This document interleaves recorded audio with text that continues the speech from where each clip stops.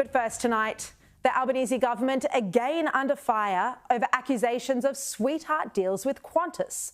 The Senate inquiry into Qantas's dealings with the Albanese government has exposed more questions over Catherine King and Anthony Albanese's conduct than it has provided answers. One of the most explosive revelations that the Albanese government followed Qantas's advice to stop the competition watchdog's airline monitoring reports. Qantas is officially Australia's most complained about company for 2 years running, but instead of responding to this by lifting its game, it lobbied the government to stop funding monitoring of the whole airline industry. Qantas opposed the government providing more funding for the Australian Competition and Consumer Commission to continue its quarterly monitoring reports of the domestic airline industry. Qantas's General Counsel lobbied the Department of Transport specifically about this, and the Albanese government then made a decision not to extend its funding for the monitoring reports. Other airlines like Virgin, Bonza and Rex all wanted these monitoring reports to continue, but without the government funding, the ACCC has now stopped monitoring the domestic airline industry.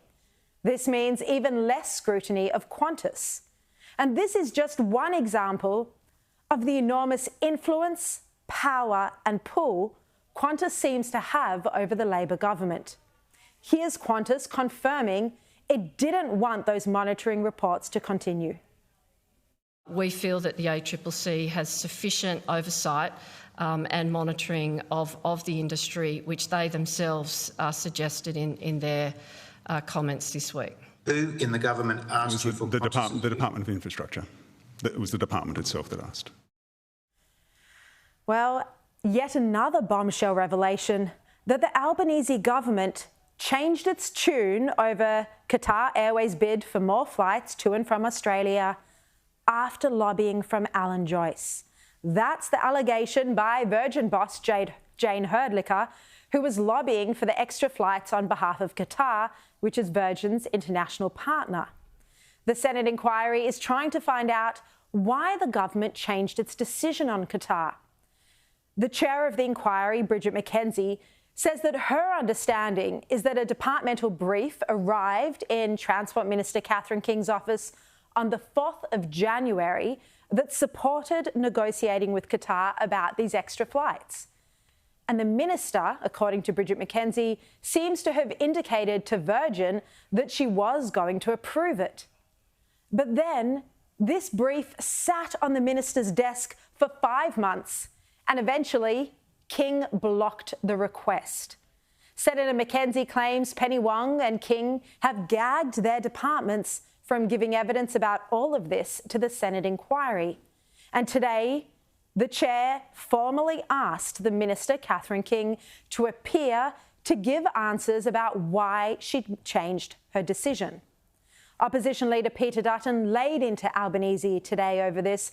He said Catherine King had given 6 different versions over why she blocked Qatar's extra flights, and Dutton claims the Prime Minister was up to his neck in this. Of course, Albanese denies he had anything to do with that decision. Dutton also today discussed with Ray Hadley how hard the media would be going if this situation was reversed and it was Scott Morrison who had done these sweetheart deals with Qantas. You could imagine the ABC, they'd be frothing, they'd be fact-checking, and they'd be writing all sorts of scandalous print. Fairfax, Sydney Morning Herald and others would be running at front page, and they'd be calling for commissions of inquiry, etc., etc. But they let it go through to the keeper, and it shows the double standard. And again, Australians aren't stupid; they know this. You can see the intimate relationship between the Prime Minister and Alan Joyce on every issue, where they discuss, and there's a meeting of minds. They're on the red carpet together, and I don't believe the Prime Minister when he says that he hasn't had discussions about it, and the first he knew about it was when the decision was made by Catherine King. I mean, that doesn't hold water. Well, Well, there's little doubt Labor would have been up in arms and calling for all sorts of inquiries into the relationship between Alan Joyce and the Prime Minister, if that Prime Minister was Scott Morrison. But it's nothing to see here when it's Albanese who is caught like a deer in the headlights. The Australian newspaper reports today that the Senate committee also heard evidence from Sydney Airport that Qantas was an aggressive player in Canberra and lobbied the government vigorously on issues that threatened the airline's market share. And Carl Stefanovic, the Today host, gave Treasurer Jim Chalmers a hard time today over the deals between the Albanese government and the national carrier. And what we have seen emerge so far from this Senate inquiry is extremely worrying. Shutting down extra monitoring and scrutiny of Qantas after the airline lobbied the government, blocking Qatar's bid for extra flights, which then kept airfares high to the benefit of Qantas's profits and ultimately, you'd have to say, Alan Joyce's personal bonus, but to the detriment of Australian families who can't afford to travel. These relationships, these deals need to be properly exposed. But when pressed on definitive details, Anthony Albanese and his senior ministers are being evasive and secretive. So much for a new era of transparency and accountability. Well, the protection racket continues for Qantas by Albanese Labor government. Departmental officials today were gagged by the Foreign Affairs Minister and indeed by the Minister for Infrastructure and Transport, Catherine King. The Albanese government was elected on a promise of transparency and openness, but instead we're just getting secrecy and evasiveness.